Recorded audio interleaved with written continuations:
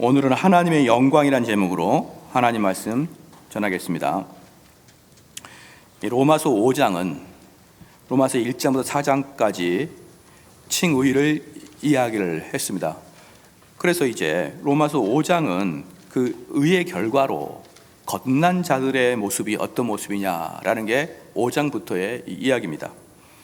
그러면 5장에 거듭난 자의 모습은 어떠해야 되느냐라는 이야기를 지난주에 두 가지로 말씀을 드렸습니다. 첫 번째는 하나님과 우리 사이에 그리스도의 사역을 통하여 화평이 이루어졌다라고 말씀드렸죠. 하나님과 우리 사이에 그리스도의 사역을 통하여 화평이 이루어졌다 말했고, 두 번째의 특징은 뭐냐면 그러므로 그 화평의 결과로 우리 하나님께 나아감을 얻었다, 담대히 나아감을 얻었다. 이 두 가지를 지난주에 말씀을 드렸습니다. 여기서 이제 세 번째의 결과, 1절, 2절에서 세 번째 결과는 바로 오늘 2절 말씀에 또한 그로 말미암아 우리가 믿음으로 서 있는 이 은혜에 들어감을 얻었으며 하나님의 영광을 바라보고 즐거워하느니라. 세 번째는 뭐냐면 하나님의 영광을 바라본다는 것입니다. 하나님의 영광을 바라보는 것이죠. 그러니까 구원받은 사람들이 나타나자마자 첫 번째, 두 번째, 세 번째. 첫 번째, 하나님과 우리 관계 화평을 얻고, 그 화평의 결과로 우리가 하나님께 담대히 나아갈 수 있고, 그리고 오늘 세 번째 결과로 그 하나님의 영광을 바라보며 즐거워하는 그런 관계가 된다라는 것을, 이 세 가지를 이제 바울은 이야기하는 겁니다.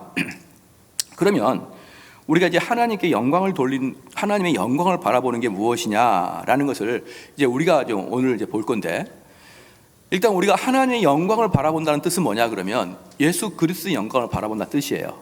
왜냐 그러면 나를 보는 자는 아버지를 본다, 그렇게 얘기했으니까 우리가 하나님을 바라보는 것과 예수님을 바라보는 것은 사실 동일한 것입니다. 그런데 오늘 이제 그래서 우리가 예수 그리스도의 영광을 바라보는 게 이제 무엇이냐라는 것을 이제 또 보게 될 것이죠.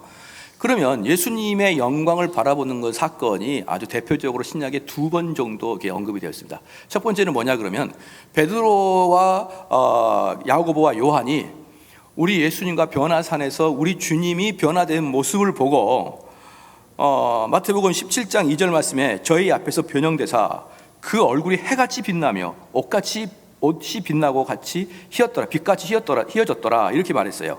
그러니까 아름다운 광채에 지금 베드로는 그 광채를 보고 아주 깜짝 놀란 것이죠. 깜짝 놀라서 뿐만 아니라 그 아름다움의 매료가 되어가지고, 아름다움의 매력에 빠져가지고 어떻게 됐느냐, 정신을 잃어버리고 모든 세상의 것을 다 관심도 갖지 않는 거예요. 모든 세상의 것에 관심이 갖지 않아요. 그러니까 마태복음 17장 4절 말씀에 이렇게 말하는 것이죠. 주여 우리가 여기 있는 것이 좋사오니 주께서 만일 원하시면 내가 여기서 초막셋을 짓되 하나는 주를 위하여, 하나는 모세를 위하여, 하나는 엘리야를 위하여 하리이다. 그러니까 우리 주님께서 야 정신 좀 차리라, 이제 그리고 데리고 내려온 거예요. 정신 차리라, 그리고 데려놨는데, 여기서 이제 우리가 확실하게 알 수 있는 게 뭐냐 그러면 하나님의 영광을 보는 사람들은 그 매력에 흠뻑 빠져버릴 수밖에 없다. 그 매력을 억지로 그 매력 속에 들어가는 게 아니라 그냥 자연적으로 그 매력 속에 빠져버려서 이 세상 것 다 잊어버리고 거기에서 그냥 살고 싶은 모습이 있는 거예요. 이제 베드로를 이제 데리고 내려오셔서 이렇게 쭉 사역을 하시다가, 베드로는 그럼에도 불구하고 그때 사건을 잊지 못하고 항상 머리에 기억하고 있다가 결국 베드로가 베드로서를 쓸 때 베드로후서에서 그 이야기를 언급을 합니다. 베드로후서 1장 16절에서 18절 말씀까지는요, 우리 주 예수 그리스도의 능력과 강림하심을 너희에게 알게 한 것이 공교히 만든 이야기를 줬는 것이 아니요 우리는 그의 크신 위엄을 친히 본 자라. 여기서 말하는 거죠. 그 변화산에서 그 우리 주님의 변화되는 것을 보면서 베드로는 뭐라고 하냐면 그의 크신 위엄을 친히 봤다, 이렇게 표현합니다. 그 다음에 지극히 큰 영광 중에서 이러한 소리가 그에게 나기를 이는 내 사랑하는 아들이요 내 기뻐하는 자라 하실 때에 저가 하나님 아버지께 존귀와 영광을 받으셨느니라.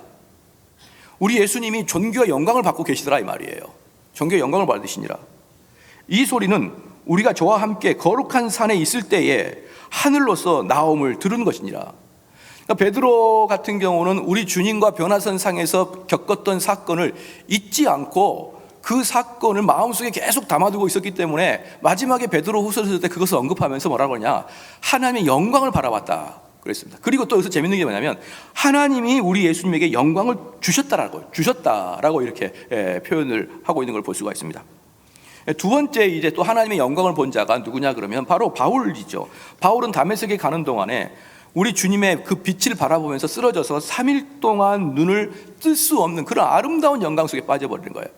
그러니까 그게 얼마나 찬란한 빛이었는지 그 영광에 빠지고 그 다음에 그 영광에 빠진 다음에 그 바울이 지금까지 생각한 모든 것들이 한순간에 변해버리는 것이죠. 다 변해버리는 것입니다. 그게 바로 우리 주님의 영광을 바라보는 사람들의 전형적인 특징이다 이 말인 것이죠.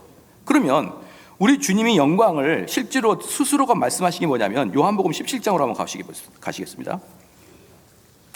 요한복음 17장에 보시면요, 이 요한복음 17장을 우리는 예수 그리스도의 대제사장의 기도라 이렇게 말합니다. 우리 주님의 대제사장적 기도다. 즉 내가 없는 사이에 우리 제자들을 하나님께 잘 부탁합니다 라고 말하는 게 대제사장의 기도인데, 그 기도에서 이렇게 말하는 걸 볼 수 있습니다. 4절부터 보니까 아버지께서 내게 하라고 주신 일을 내가 이루어 아버지를 이 세상에서 영화롭게 하였사오니. 그러니까 이게 이제 초창기 이렇습니다. 하나님께서 태초에 이 세상에 아직 창조가 되기 전에 태초부터 삼위 하나님이 계셨죠. 삼위 하나님이 영광 속에 계셨다는 말입니다. 영광 속에 계셨는데 그 하나님께서 야 이거 잘 들어봐라. 이제 그 마을이 인간이 우리를 이제 배신할 것이고 이제 배신하게 되면 우리가 또 그들을 그냥 버릴 수가 있겠냐. 그들을 사랑해서 우리가 살려줘야 되는데, 자 그럴라 그러면 인간의 형상을 입고 누군가가 가야 되는데 누가 갈 거냐 이렇게 물어보니까 우리 예수님께서 제가 가겠습니다 이제 그렇게 한 거예요. 제가 가겠습니다. 그러니까 제가 가겠습니다. 그러니까 우리 주님 하나님께서 뭐라고 했냐면은 그럼 내가 다 버릴 수는 없고 내가 선택한 사람들이 있어. 내가 선택한 사람들을 제2위이신 예수 그리스도에게 줄 테니까 그들을 다시 다 데려와라. 이렇게 미션을 주신 것이죠. 그럼 이제 예수님께서 알겠습니다. 제가 모진 고통을 다 당한 다음에 그들을 다시 하나님께로 끌어오겠습니다. 이 사명을 가지고 예수님께서 오신 거예요. 그렇잖아요. 그 말씀을 하니까 4절 말씀을 다시 한번 볼게요. 아버지께서 내게 하라고 주신 일을 내가 이루어 아버지를 이 세상에서 영화롭게 하셨사오니. 그러니까 이미 만세전에 서로 삼위일체 하나님이 서로 언약을 맺은 것을 이 땅에 오셔가지고 우리 예수님이 다 하셨다 이 말입니다. 그렇게 해서 아버지에게 영광을 돌렸습니다. 그랬더니 5절 말씀에 아버지여 창세전에 내가 아버지와 함께 가졌던 영화로서. 그러니까 여기서 보면은 우리 하나님과 예수님과 성령님은 창세 전부터 동일한 영광 속에 있었다. 동일한 영화 속에 있었다. 그런데 그 동일한 영광을 이 땅에 올 때 다 하늘에 반납하고 그냥 온 거예요. 반납하고 온 것입니다. 영화로서 지금도 아버지와 함께 나를 영화롭게 하옵소서라고 한 거예요. 그러니까 지금 예수님의 대제사장의 기도는 이 대제사장의 기도가 끝난 다음에 우리 주님은 이제 십자가에 못 박으러 가실 거란 말이죠. 그러니까 우리 주님께서 하나님께서 명령하신 그 명령을 거의 다 이루시고 이제 나머지는 십자가에 돌아가시는 것만 남겨놓고 그 앞에 뭐라고 했냐 그러면 내가 주님의 명령을 다 지켰으니까, 내가 아버지 하나님의 명령을 다 지켰으니까 이제 나에게 태초부터 가지고 있었던 그 영광을 다시 주십시오라고 이야기하는 거예요. 다시 주십시오. 그래서 우리가 여기서 알 수 있는 게 뭐냐 그러면 예수님은 이 땅에 살아가실 때 영광 속에서 살아가지 않았다는 걸 볼 수 있어요. 하나님으로서 가져야 될 그 영화를 다 천국에다 반납하고 이 땅에서는 낮은 자의 모습으로, 이 땅에서는 정말 천한 모습으로 영광이랑은 찾아볼 수 없는. 그래서 이사야서도 보면은 우리 주님을 표현할 때 참으로 볼품이 없는 분으로 표현하고 있는 것이죠. 도대체 우리 주님은 뭘 봐도 뭐 별로 만족스러울 것이 없는, 우리가 흠모할 만한 것이 없는 그런 주님의 몸으로 이 땅을 살아오셨다가 마지막 사역을 앞에 두고 하시는 말씀이 이제 내가 십자가에 못 박힌 다음에는 천국에서 내가 누렸던 영광을 저에게 다시 주십시오라고 이렇게 이야기를 했습니다. 우리 주님이 거래를 한 거예요. 내가 다 일을 했으니 나에게 주실 것은 하나님의 영광입니다. 이게 얼마나 그리스도의 영광이 중요했으면 이렇게 마지막 기도에 그걸 말했을까요? 그리스도의 영광이 얼마나 중요했으면 이렇게 마지막에 말하고, 그리고 또 하나 여기서 이해가 안 되는 게 뭐냐면 우리 주님은 지금 부활하셔서 승천하셔서 하나님 우편에 계시면서 모든 영화와 영광을 받고 계신단 말입니다. 그리고 지금도 우리 세상을 통치하시는 그 영광 속에서 계시는데 굳이 이 땅에서 그 기도를 꼭 했어야 됐냐 이 말이에요. 그 기도를 안 하고 그냥 부활하셔서 승천하셨으면 자연적으로 초대교회 당시의 영광을 들어갈 텐데 뭐하러 또 그 기도를 또 했느냐. 그 근거가 어디에 나오냐면 뒤에 봅시다. 요한복음 17장 24절 보겠습니다. 요한복음 17장 24절입니다. 아버지여 내게 주신 자도 나 있는 곳에 나와 함께 있어. 아버지께 창세 전부터 나를 사랑하심으로 내게 주신 나의 영광을 저희에게 보게 하시기를 원하옵나이다. 그러니까 이 땅에서 우리 예수님의 영광을 하나님께 구했던 이유는, 이 땅에서 하나님께 영광을 구했던 이유는 뭐냐 그러면 내가 그 영광을 다 차지하려고 하는 게 아니라 내 제자들에게 그 영광을 보여주고자 함입니다 이 말이에요. 우리 예수님은 천국 가게 되면 그 영광 안에 들어가는 걸 알아요. 그러나 그 영광이 지금 나에게 와야 된 이유는 나를 따르는 제자들에게 그 영광을 보여줘야 됩니다. 이 뜻이 24절에 있는 것입니다. 사랑하는 성도 여러분, 그러면 이렇게 보면 되는 거예요. 이제 이게 다시 로마서로 오시면요, 이겁니다. 1장부터 4장까지 거듭나기 전의 모습들을 쭉 이야기한 다음에 그 다음에 거듭난 사람들의 모습을 보일 때 5장 1절에서 그러므로가 거듭남 이후에요, 우리가 믿음으로 의롭다 하심을 얻었은즉 우리 주 예수 그리스도로 말미암아 하나님으로 더불어 화평을 누리자. 거듭난 자들은 하나님과 화평을 누리죠. 그 다음에 또한 그로 말미암아 우리가 믿음으로 서 있는 이 은혜에 들어감을 얻으며, 은혜 안에 들어가는 것이죠. 거듭난 자는 하나님에게 뭡니까? 화평을 이루고, 또 두 번째 그 은혜의 자리를 담대히 들어갈 수 있는 거예요. 거듭난 자만이. 그 다음에 세 번째가 하나님의 영광을 바라고 즐거워하느니라. 거듭난 자만이 하나님의 영광을 볼 수 있다는 겁니다. 지금 제가 이 이야기를 하려고 지금 몇 분 동안 이야기한 거예요. 거듭난 자만이 하나님의 영광을 볼 수 있는 거예요. 그러면 거듭난 것은 거듭난 것도 영광이고, 그 영광을 바라볼 때에 영광 속에서 또 그리스도를 바라보는 게 영광이에요. 그래서 그것을 영광에서 영광으로 표현하는 것이죠. 여러분 이해가 됐나요? 거듭난 자가 구원받은 것은 영광 속에 들어가는 것입니다. 은혜의 자리에 들어가는 것이 영광 속에 들어가는 거예요. 그 영광의 자리에서 우리 그리스도를 바라보는 것은 또 영광의 그리스도를 바라보는 것이기 때문에 영광의 영광 속에서 영광 속으로 이렇게 말하는 것입니다. 찬송가 55장을 한번 펴보십시다.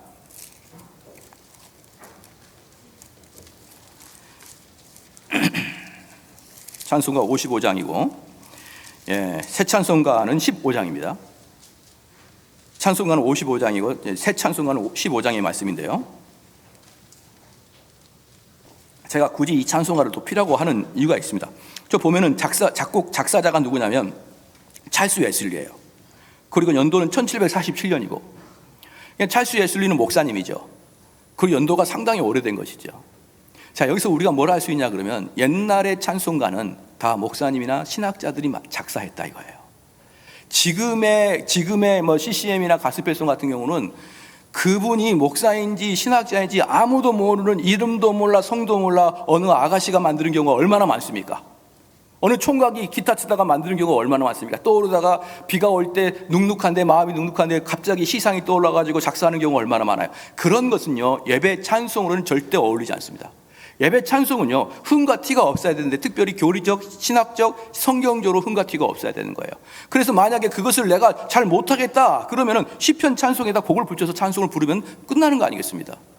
그렇기 때문에 우리가 예배 시간에 함부로 CCM을 부르거나 함부로 가스펠송을 부르는 건 절대 아닙니다. 단 우리가 기도회 모임이나 어디 집회 모임이 있을 때는 그렇게 부를 수는 있어요, CCM이나 이런 것을.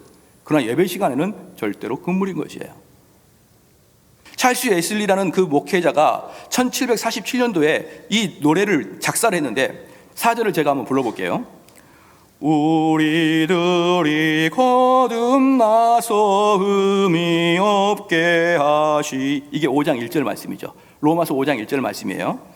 주의 크신 구원받아 온전하게 합소서. 영광에서 영광으로 천국까지 이르러 크신 사람 감격하여 경배하게 합소서. 1절부터 4절까지 교리가 다 맞아요. 이 사람께. 이게 찬송가 가사입니다. 찬송가는 교리적으로 맞는 것을 찬송을 해야 되는 것이지 자기의 감동을 찬송가 가사로 쓰는 게 아닌 거예요.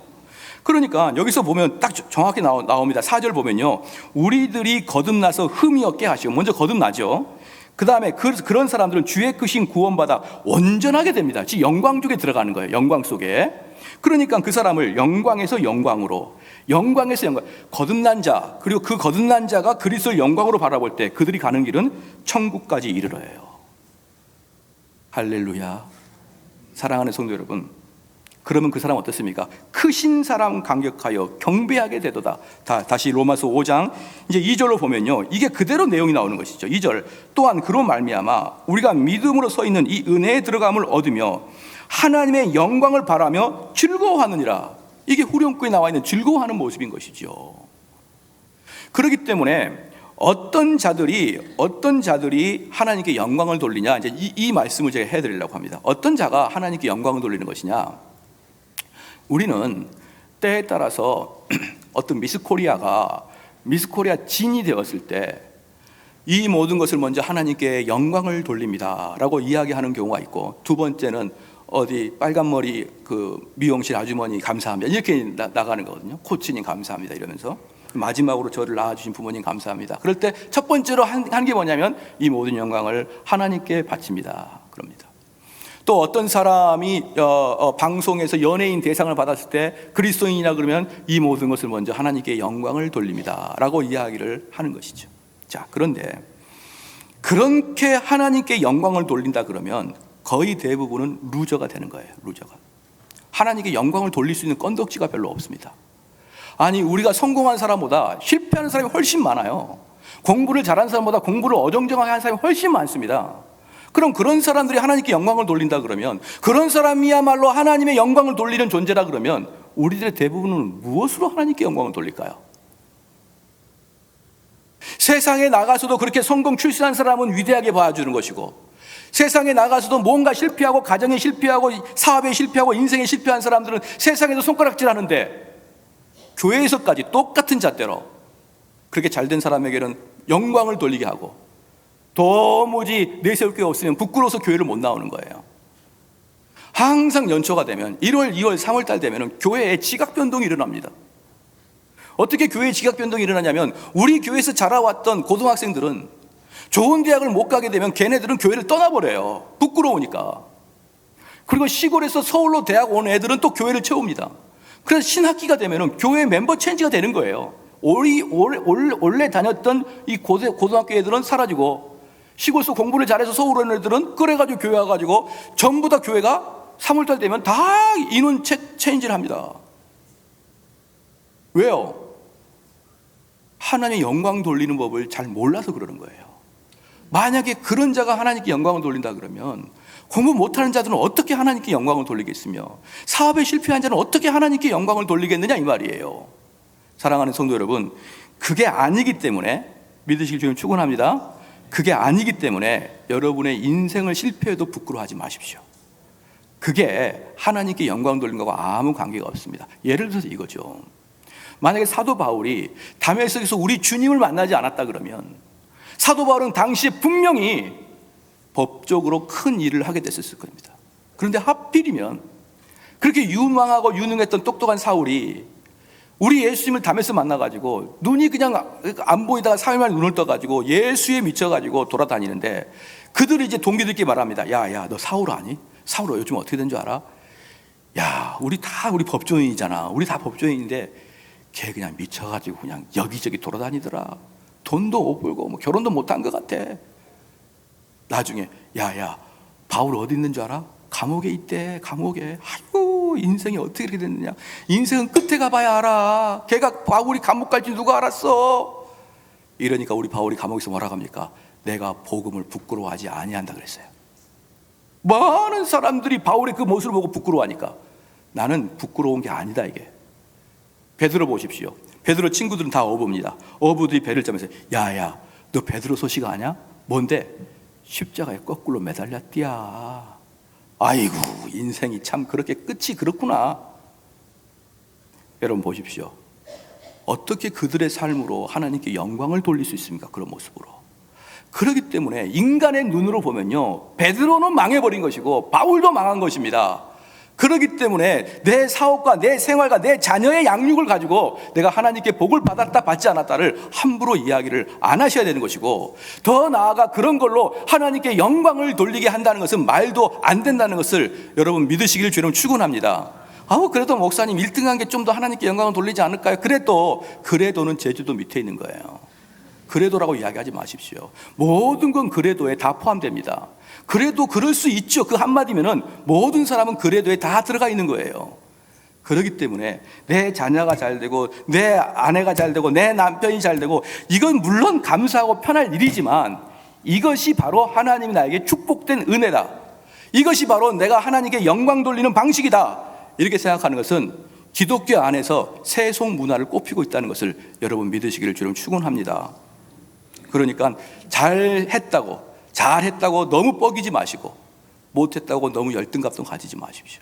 특별히 내가 인생이 참 못돼가지고 열등감에 빠진 사람들은 차라리 인생이 잘 돼서 교만한 게 훨씬 나아요. 왜? 편하기로 하잖아 그건. 그런데 못돼서 열등감에 빠지는 것은 그분은 잘 되면 교만해질 거거든요. 똑같습니다 이 멘탈은. 그렇기 때문에 내가 인생에서 잘 되고 못 되고를 자랑하며 그걸로 하나님께 영광을 돌린다 그러면 분명히 우리 인생은 마지막에 어떻게 될까요? 늙고 지쳐서 아무것도 가진 게 없으면 마지막에 하나님께 영광 돌릴 게 아무것도 없는 거예요. 아무것도. 누구든지. 그러면 하나님께 영광 돌린다는 것은 일단 첫 번째, 그렇게 영광을 돌리지 않는다는 것을 이제 여러분이 아셨다는 것을 이제 제가 믿고, 그러면 어떻게 영광을 돌리느냐? 이 세상에는 하나님을 알 수 있는 방법이 두 가지 방법이 있다고 그랬습니다. 첫 번째는 일반 계시적으로 하나님을 아는 계시가 있고, 두 번째는 특별 계시로 하나님을 아는 게 있습니다. 이 일반 계시로 하나님을 안다는 것 뜻이 뭐냐면, 하나님이 창조하신 이 자연 만물을 쳐다보면서 하나님의 존재하심에 대해서 우리가 누구든지 알 수 있는, 그래서 이 아름다운 자연을 보면서 하나님을 찬양하는 마음이 일반 계시예요. 자, 그 일반 계시를 가지기 위해서는 어느 누구도 성경에 아무것도 몰라도 일반 계시로 하나님을 찬양할 수 있습니다. 내가 아름다운 자연을 보면서 하나님의 존재하심과 하나님의 아름다움을 찬양할 수가 있는 거예요. 그것은 일반 계시입니다. 그런데 일반 계시는 하나님을 알 수가 없어요. 그냥 하나님의 존재하심만 깨달을 수밖에 없나요? 그럼 하나님을 알려 그러면 뭐가 필요하냐면 특별 계시가 필요합니다. 즉 성경이 필요해요. 이게 왜 그러냐 그러면, 만약에 여러분들이 어떤 미술관에 갔습니다. 미술관에 갔는데 정말 내 눈앞에 너무너무 아름다운 그림이 있는 거예요. 너무 아름다운 그림이 있습니다. 그러면 그 그림에 입이 쩍 벌려져 가지고 움직이지도 못하고 그 그림을 보고 있는 거예요. 사랑하는 성도 여러분, 그 그림을 보면서 그 그림을 그린 화가를 알 수 있을까요? 모를까요? 이 화가가 무슨 음식을 좋아하는지, 이 화가의 성격이 뭔지, 이 화가의 인생의 가치관이 뭔지, 그렇죠? 심지어 이 화가의 아내는 누군지, 종교는 뭔지 어렴풋하게는 알 수는 있어도 그 화가에 대해서 사실 그림을 보고는 거의 모릅니다. 그러면 내가 그 화가를 알고 싶으면은 그림을 보면 안 되고 그 화가와 편지를 주고받거나 그 화가가 쓴 책을 보거나 그 사람하고 전화라고 만나서 대화를 할 때만 그 사람의 본질을 아는 것처럼, 우린 이 땅의 자연 만물을 보면서 하나님을 보지 말고 그래 봐야 엉뚱한 하나님만을 보게 되니까 성경이란 특별 계시를 가지고 하나님이 누구신가를 알아가는 방법 외에는 우리는 하나님을 알 수 있는 방법이 없습니다. 여러분 믿으시길 주로 축원합니다. 이 자연의 환경을 보면서 위대하신 하나님, 그거 말고 또 뭘 할 수 있겠습니까? 그러나 진짜로 중요한 건 뭐냐? 하나님은 어떤 분이시고 어떤 속성을 가지고 계시고 하나님은 우리를 위해서 어떻게 구원이시고 그 구원의 방식은 무엇이고 이런 것들을 하나하나 공부해 나갈 때야만 비로소 그 하나님을 우리가 알 수 있는 것이에요. 믿으십니까? 그래서 빌립보서 3장 8절에 이렇게 말하고 있습니다. 또한 모든 것을 해로 여김은 내 주 그리스도 예수를 아는 지식이 가장 고상함을 인함이니라. 그러면 하나님을 알게 될 때 어떻게 알게 되냐 그러면은 이 세상에서 그 어떤 것은 뭐냐면 하나님이 만드신 자연 만물도 마찬가지고요. 이 세상에서 유통하게 사용되는 어떤 논리와 사상도 하나님의 법 앞에 가면 모든 게 끝나버리고 만다는 거예요. 제가 요즘에 우리 집사람이 마이클 샌더스의 정의란 무엇인가 책을 읽길래 저도 얼른 좀 봤어요. 잘난 척하면 안 되니까 우리 아내가 이 사람이 뭘 읽었나 봤어요. 이게 언제나 이렇게 딱 보게 되면은 이제 거기서 이제 정의가 무엇인가라고 이야기할 때 네 가지를 이야기하더라고. 네 가지. 첫 번째 자유주의. 자유주의는 뭐냐 그러면 너가 마음대로 네 돈 네가 써. 대신 남의 자유를 침해하지 마. 이게 자유주의예요. 두 번째는 뭐냐면 공리주의입니다. 공리주의. 공리주의는 뭐냐면 최대 다수의 최대 행복.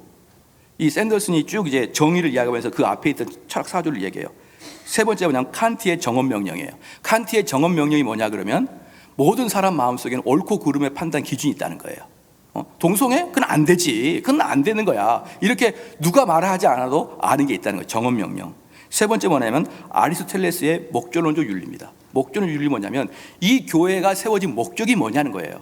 교회가 세워진 목적이 뭐냐? 그럼 뭐가 정의냐? 목적에 맞게 움직이는 게 정의다. 이렇게 얘기한 것이죠. 이 네 가지를 이야기하더라고요. 자유주의, 공리주의, 칸트의 정언 명령, 아리스토텔레스의 목적적 윤리. 자, 이 네 가지를 쭉 이야기하면서 마지막에 한 내용이 뭐냐면 그렇기 때문에 끊임없는 이 네 가지 다 옳은 것도 있고 틀린 것도 있다는 거예요. 옳은 것도 틀린 것도 있다. 왜? 자유주의는 당연히 진리가 아니겠고요. 공리주의는 최대 다수의 최대 행복이에요. 그런데 문제가 뭐냐면 우리 공동체가 시간이 지나면은 행복이 다른 데로 갈 수가 있어요. 어릴 때는 방학이 행복인데 나중에 성장하게 되면 사업 확장이 행복일 수가 있잖아요. 그러니까 행복의 종류가 바뀌어요. 그렇기 때문에 최대 다수의 최대 행복은 뭐냐? 시간이 지나고 여건이 바뀌면 그것도 변할 수가 있다.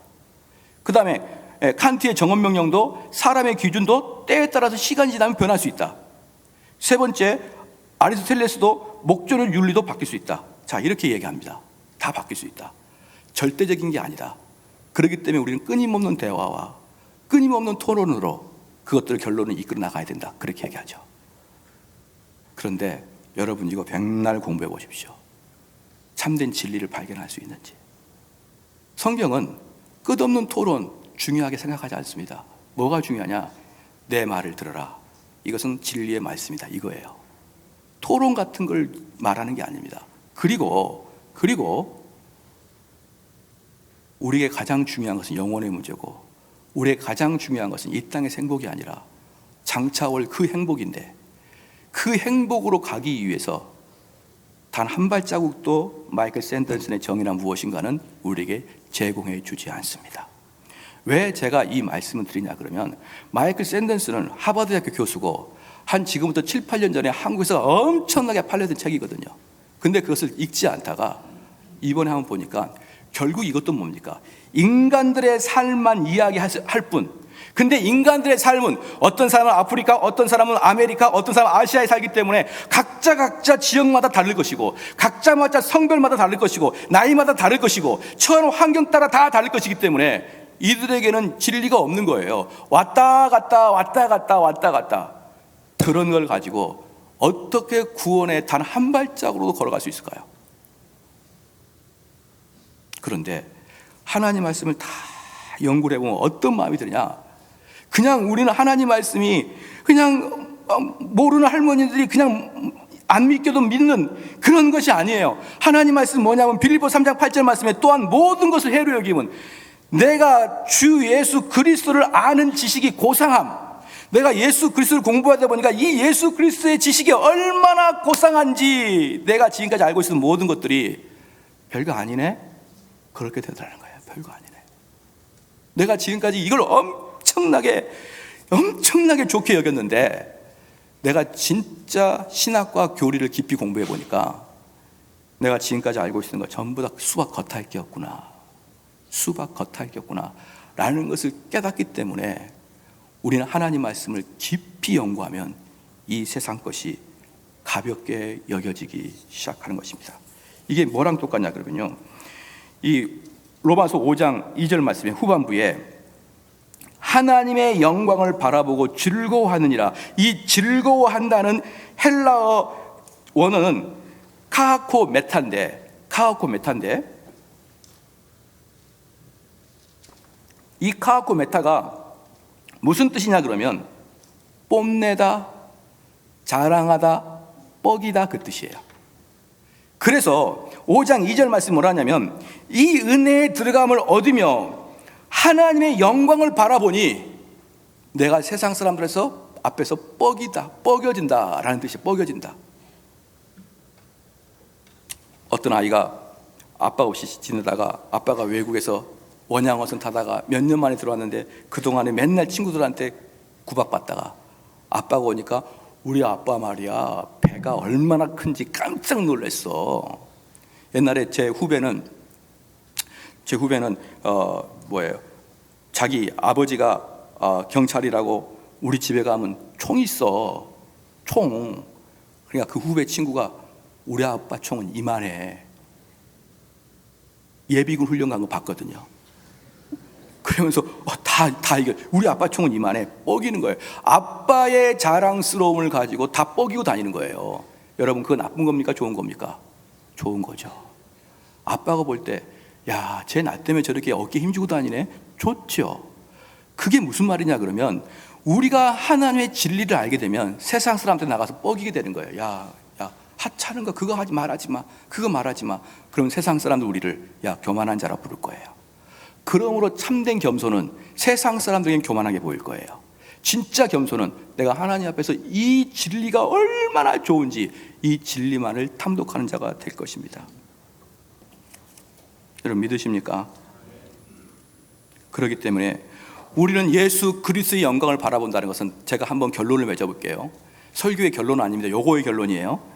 예수 그리스도의 영광을 바라본다는 것은 이 자연이나 이 세상을 통하여서 영광을 바라보는 게 아니라 성경을 통해서 영광을 바라보는 것인데 이 성경을 어떻게 바라보냐 그러면 아주 깊이 공부할 때 우리 주님이 이 세상에 솔루션을 줄 때 그 솔루션이 어떠한 가치관과 이념보다도 그게 옳다고 느껴지고 그 주님의 말씀에 매료가 돼가지고 너무나 좋다 매력에 빠지면은 이 세상 것이 온데간데 없이 이게 너무 좋은 거예요. 이게 너무 좋아요.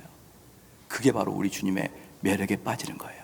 그게 바로 그리스도의 영광을 바라보는 거예요. 그럼 그리스도의 영광은 뭡니까? 성경 말씀 연구하라는 겁니다. 그게 주님의 영광 바라보는 겁니다. 그런데 이 세상은 아침에 안개와 같이 있다가 흔적 없이 사라지는 게 인생인 거 아시죠? 그렇게 말로는 하지만 그러면 아침에 이슬같이 있다가 흔적 없이 사라진 것에서 그 이슬 안에 뭐가 들어가냐면 돈과 명예와 건강과 가족 행복이 다 들어가 있어요. 다 요 속에. 이 세상이니까. 말은 그럽니다. 말은 우리 인생은 아침 이슬과 같다고 이야기하지만 실제로 이슬 안에 들어있는 것을 절대로 놓지 못하고 아둥바둥 살아갑니다. 그런 영원히 변하지 않는 하나님의 진리의 말씀을 연구할 때는 일주일에 여러분 몇 시간 공부합니까? 이 세상에서 있다가 내가 늙어지고 내가 죽을 때 아무것도 없어질 것에 대해서는 그렇게 나의 그 좋은 머리를 거기다 다 투자하고 나의 그 깨끗한 정신을 다 투자하고 나의 시간과 돈을 다 투자해가지고 이 세상에서 흔적도 없이 사라질 것 때문에 여러분 노력하죠. 근데 영원히 변하지 않을 하나님의 진리의 말씀을 가지고 여러분 일주일에 몇 시간 고민합니까? 그러니까 우리는 말로는 쉬워요. 말로는. 그런데 좀 더 보겠습니다. 또 하나입니다. 그러면 인간이 원래는 어떤 존재였냐 그러면요, 우리가 다시 한번 보겠습니다. 시편 8편 보겠습니다. 시편 8편. 인간이 어떤 존재로 원래 만들어졌느냐, 시편 8편입니다.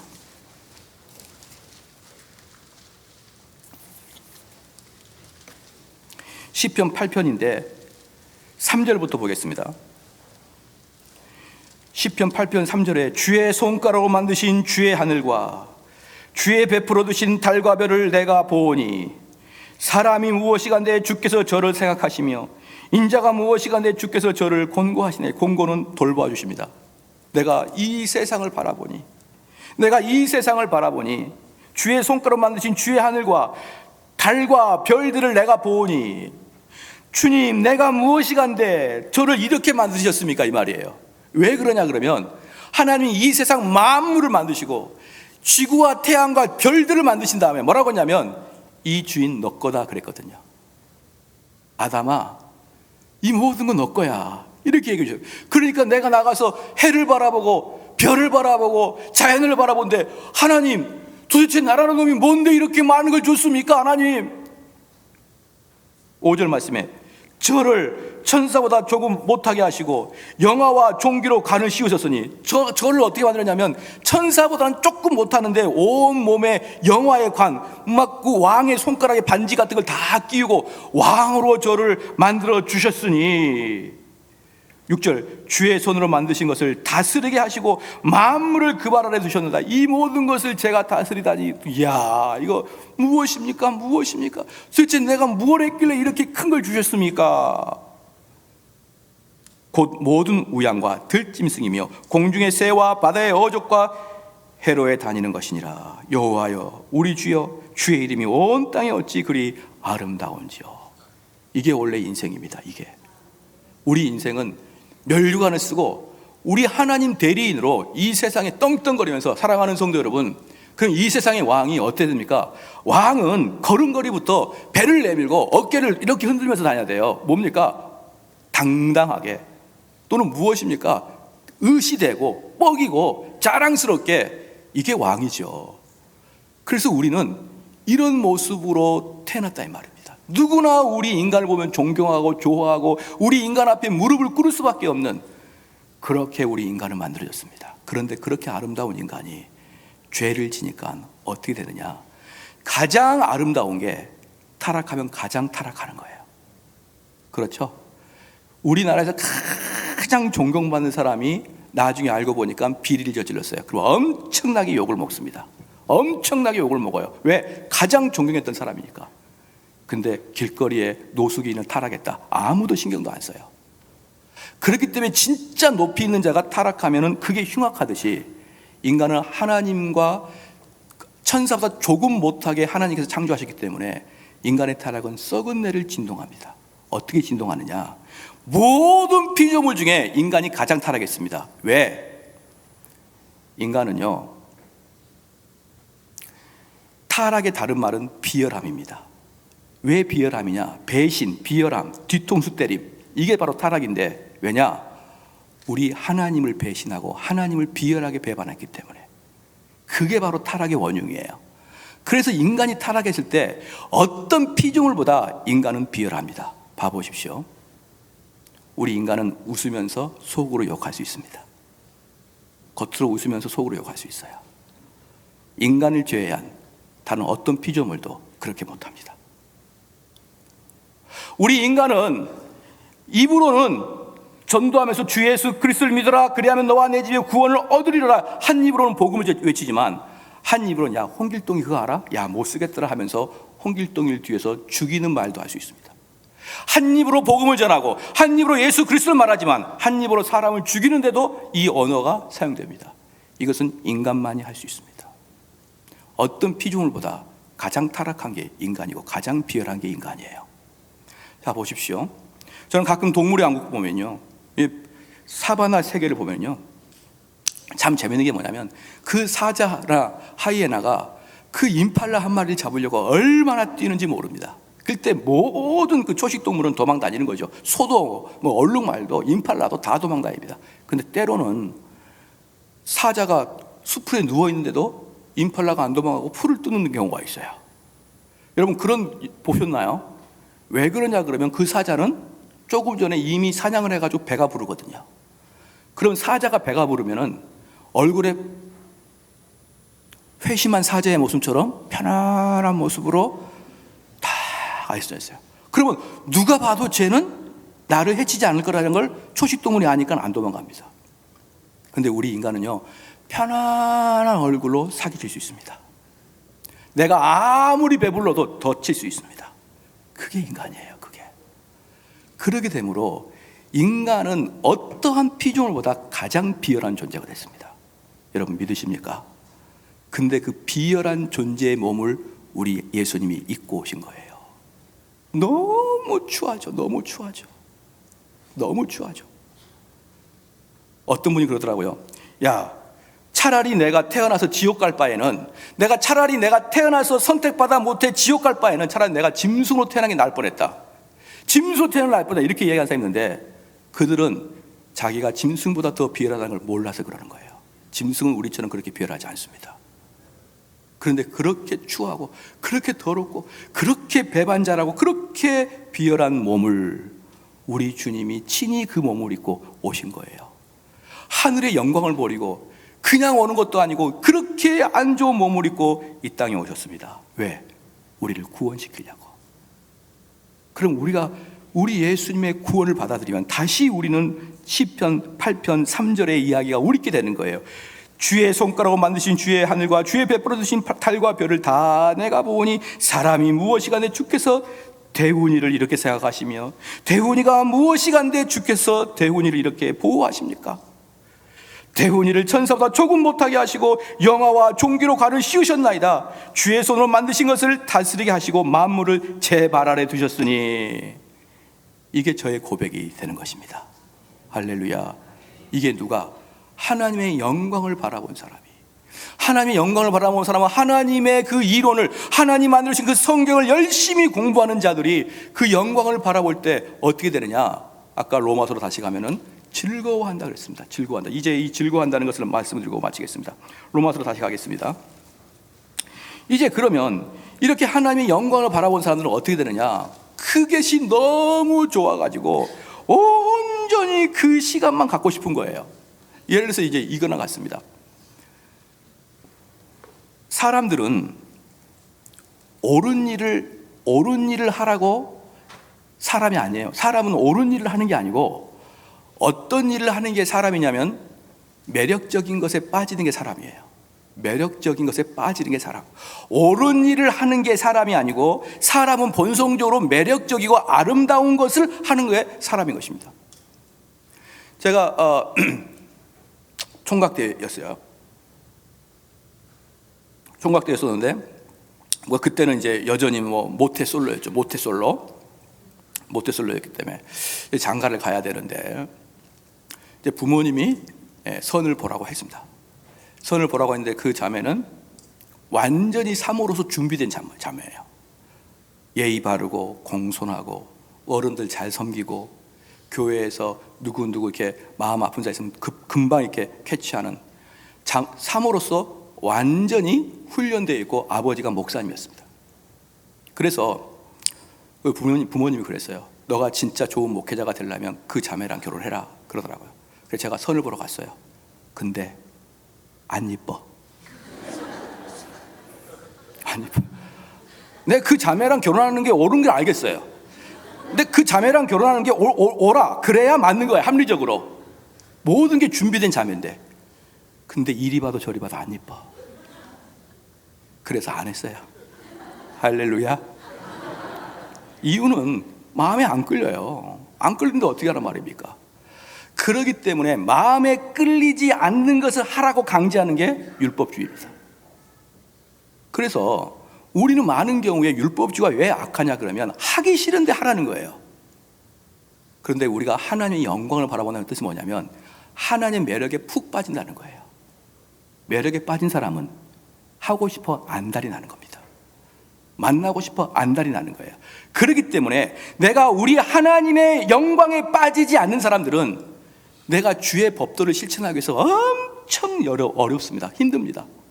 나 주님의 실천해야 되는데, 주의 일을 실천해야 되는데 왜 이렇게 주의 일이 실천이 안 되지? 이렇게 어려울 수가. 라 그러는데, 주님의 매력에 빠진 사람들은 그게 아무것도 어렵지 않고 그게 실천이 되는 거예요. 이게 똑같습니다. 만약에 어떤 아이가 우리 교회에서 여름에 이제 수영장을 갔는데, 어떤 아이는 아침부터 저녁까지 계속 수영을 했어요. 근데 어떤 아이가 수영 시간 마지막 1시간 전에 들어온 겁니다. 그래가지고 그 아이가, 죄송해요, 제가 아침부터 와야 되는데 제 일이 바빠가지고 이제 왔네요. 그래도 뭐 1시간 정도 남았으니까 그거라도 할게요. 제가 빨리 왔어야 되는데 미안합니다. 제가 왜 이렇게 바빴을까? 이런 애들 아무도 없어요. 왜 나를 아침부터 안 불렀냐? 왜 이렇게 재밌는 수영장을 니네들 못 오고 나는 뒤에 알려줘가지고 이제 오게 했느냐? 이렇게 말하는 것입니다. 예수 그리스도의 매력에 빠진 사람들은 내가 주님 말씀 지키려고 그랬는데 못 지켜서 죄송합니다. 별로 없어요. 그때는. 우리 주님은 성령이 나에게 오셔가지고 내 마음의 경향성을 바꿔버린 거예요. 내가 무엇을 좋아하는 경향성을 바꿔서, 옛날에는 죄가 그렇게 좋았었는데 이제는 주님의 법도를 따르는 게 좋게 만들어버려서 우리의 삶이 의롭게 되는 것이지, 여러분 그게 아니에요. 근데 이게 중요한 게 뭐냐면, 바로 내 경향이 바뀌어가지고, 그렇죠? 내가 주님의 일을 하고 싶고 주님의 말씀을 공부하고 싶고, 베드로처럼 주님 여기가 좋사오니 초막셋을 짓고 여기서 살겠습니다 라고 고백하지 아니하면 그런 자는 천국 백성이 아닙니다. 그게 가장 중요한 거예요. 천국 백성은 여러분이 이 땅에서 주의 말씀을 지키려고 열심히 노력하고 어렵지만 지켜나가고, 왜? 주의 법도니까. 그게 아니에요. 그건 바리새인입니다. 천국 백성은 주의 일이 너무 좋아서 지켜지는 것이고, 그것이 하고 싶은 것이고, 교회 가고 싶은 것이고, 내가 많은 시간 중에 주의 말씀을 연구하고 싶고, 주의 말씀을 보고 마음에 흡족을 얻고, 지나가다가도 주님의 말씀을 연구하고 싶고, 이게 거듭난 자의 모습이에요. 여러분 이러고 계십니까? 1장부터 4장까지는 거듭나기 전의 모습입니다. 그리고 5장 1절부터 거듭난 자의 모습인데, 세 번째가 그리스도의 영광을 바라보는 것이고, 그리스도의 영광을 바라보는 것은 이 주의 사역이 전부 다 기쁨과 즐거움으로 자발적으로 하게 되어 있는 것이 구원받은 자의 모습인 거예요. 우리 기도하시겠습니다. 우리가 기도할 때, 우리 혹시 여전히 우리는 주의 말씀을 들을 때 이게 윤리적으로 들리고 해야 된다라는 그런 당위적으로 들리기 시작할 때, 이것은 우리의 얽매이는 무거운 짐일 수밖에 없는 거예요. 우리가 주의 말씀 듣고 주의 사역하는데 기뻐하는 마음 되게 하여 주시옵소서. 말씀을 기억하시면서 기도하십시오.